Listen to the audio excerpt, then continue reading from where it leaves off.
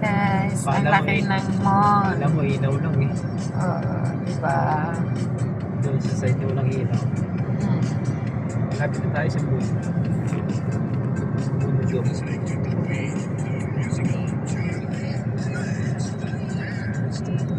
Diba? Tingnan nyo guys, ang mall. Ang laki-laki. O, diba? Sa loob ka dito. Tingnan nyo mall. Laki-laki. Lapit na. Diba ang mall? May kahit na pula yan eh. Kami, ito ay tayo naman. Diba, ang lapit-lapit ng mall. Diba guys? Diyan na sa harapan ng building. Ito ay tayo naman. Buksan mo ang pintuan.